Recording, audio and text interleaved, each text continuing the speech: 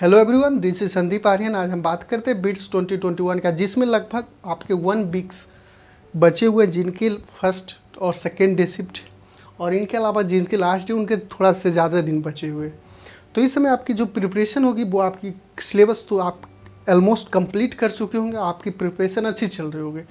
तो हम बात करते हैं कि बिट्स के एग्ज़ाम में आप जब पिछले 3-4 सालों के पेपर को एनालाइज करेंगे तो आप देखेंगे कि फिजिक्स में 30 ऐसे टॉपिक हैं जिससे लगभग आपके 65 से 75% क्वेश्चन बनते हैं, यानी कि लगभग 25 से 30 क्वेश्चन उन्हीं 30 टॉपिक से आते हैं। तो मैं इस वीडियो में उन 30 टॉपिक के बारे में बताना चाहूँगा। यदि आप 30 टॉपिक के बारे में बताना चाहता हूँ जो यदि आप लास्ट के दिनों में आप उसे अच्छे से प्रिपेयर कर ले तो आप एक डिसेंट स्कोर कर सकते हैं। तो वो कौन कौन से 30 टॉपिक्स होंगे जो हमें प्रिपेयर करने चाहिए। पहला टॉपिक होंगे आपका, हम बात करते हैं यूनिट एंड डायमेंशन। तो यूनिट एंड डायमेंशन से डायमेंशन एनालिसिस, दैट मीन्स कि आपके बीच में जो भी दिए हुए, जैसे फोर्स का डायमेंशन हो गया, उसके बाद लॉरेंज फोर्स का डायमेंशन, इनके बीच का जो रिलेशन होता है कि आपको म्यू का डायमेंशन क्या होगा, ग्रेविटेशनल फोर्स, इन सारे डायमेंशन कैसे निकालते हो, उनका डायमेंशन क्या होता है, ये कंसेप्ट आपको पता होना चाहिए। अब सेकेंड टॉपिक जब बात करते हैं वो काइनेमेटिक्स।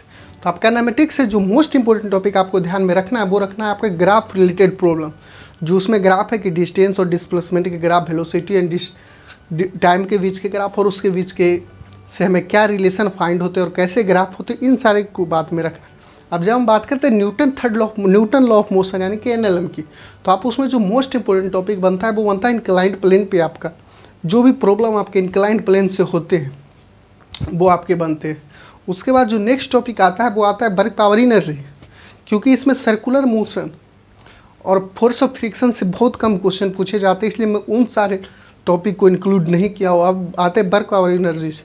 तो इसमें आपके मेन रूप से 2 इंपॉर्टेंट टॉपिक होते हैं। पहला काइनेटिक एनर्जी का कंसेप्ट, काइनेटिक एनर्जी के जितने भी फॉर्मूले होते हैं उसके बीच में रिलेशन, काइनेटिक एनर्जी और मोमेंटम के बीच में रिलेशन, इन सारे कंसेप्ट साथ में आप वर्क एनर्जी थ्योरम को देख लें और साथ में पावर के जितने भी फॉर्मूले होते हैं वो आप याद कर ले तो आपका ये टॉपिक भी कंप्लीट हो जाए। उसके बाद आता है collision and centre of mass.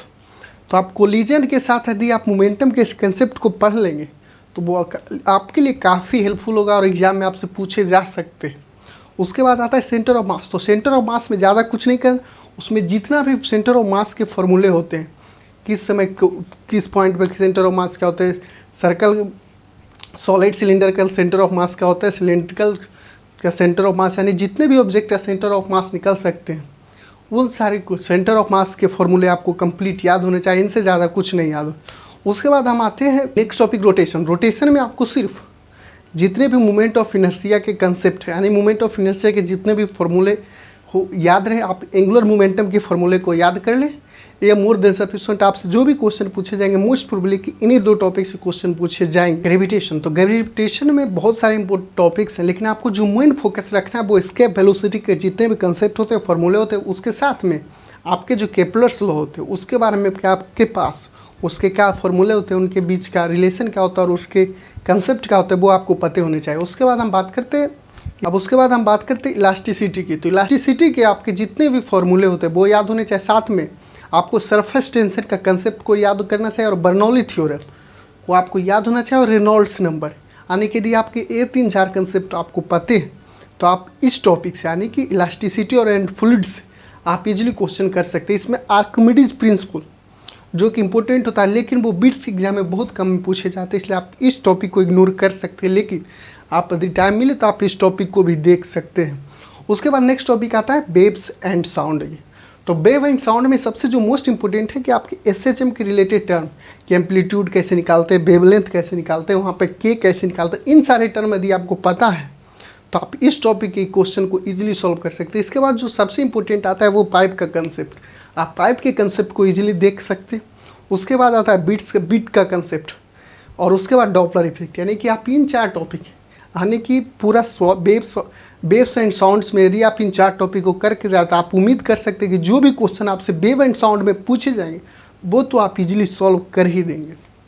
अब हम बात करते हैं आपका हीट एंड थर्मोडायनेमिक्स से। तो हीट एंड थर्मोडायनेमिक्स से आपको क्या इंपॉर्टेंट है, तो आप हीट एंड थर्मोडायनेमिक्स जनरली बहुत बड़ा टॉपिक हो जाता है, लेकिन इसे जो मोस्ट इम्पोर्टेंट पॉइंट्स टॉपिक्स हैं यानी कि जो मोस्ट इंपॉर्टेंट है वो आपके 2-4 ही कंसेप्ट है जो काफ़ी इंपॉर्टेंट है। यदि आप इन 2-4 कंसेप्ट को अच्छे से जान जाएंगे तो आप यहाँ से भी क्वेश्चन को अटैम्प्ट कर सकते हैं। वो पहला है कि आपके जितने भी KTG के फॉर्मूले हैं आप उसे रिवाइज कर ले। दूसरी में न्यूटन लॉ ऑफ कूलिंग के फॉर्मूले को याद कर ले, थर्मल कंडक्टिविटी याद कर ले। उसके बाद जो आपका है कार्नोट इंजन के बाद कार्नोट इंजन से रिलेटेड टर्म को याद कर ले, और कोएफिशिएंट ऑफ जो लास्ट टॉपिक है आपका कि कितना इफिशिएंसी होगा, वो टर्म आपको यदि आपको पता है तो आप यहाँ पर भी इजीली स्कोर कर सकते हैं।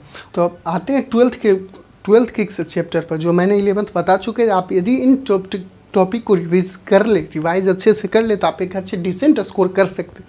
तो हम 12th के टॉपिक में बात करते हैं। तो सबसे पहले आपका आता है इलेक्ट्रोस्टैटिक्स एंड कैपेसिटर। तो इसमें जो मोस्ट इंपॉर्टेंट 4 टॉपिक है आपके इलेक्ट्रोस्टैटिक्स में, आप इलेक्ट्रिक फील्ड, कंटिन्यूअस बॉडी और नॉन कंटिन्यूअस बॉडी के जितने भी इलेक्ट्रिक फील्ड के निकालने के फॉर्मूले और निकालने का तरीका वो आपको यदि पता है तो आपको इस चैप्टर में कोई दिक्कत नहीं। उसके बाद जो आपके सीधे आप कैपेसिटर में आ जाए, तो आप कैपेसिटर में यदि आपको सीरीज पैरेलल सॉल्व करने आता है, सीरीज पैरेलल पर चार्ज निकालने आता है, यदि आपको इन सारे कंसेप्ट अच्छे से आता है और समझ में आता है कि इस पर चार्ज क्या और इसे हीट कैसे निकालेंगे, तो आप यहाँ से भी इजीली क्वेश्चन बना सकते हो। उसके बाद आता है इलेक्ट्रिक करंट। तो इलेक्ट्रिक करंट में जो सबसे मेन रीजन है वो आपका हीटिंग का है। जो इलेक्ट्रिक करंट में आपका हीटिंग का जूल हीटिंग एक टॉपिक है, आप उसे अच्छे से रिवाइज करके जाए। मैं इस पर प्रेशर कर रहा हूँ कि आप जूल हीटिंग को अच्छे से रिवाइज करके जाए, जिसका फॉर्मूला H = I² RT होता है।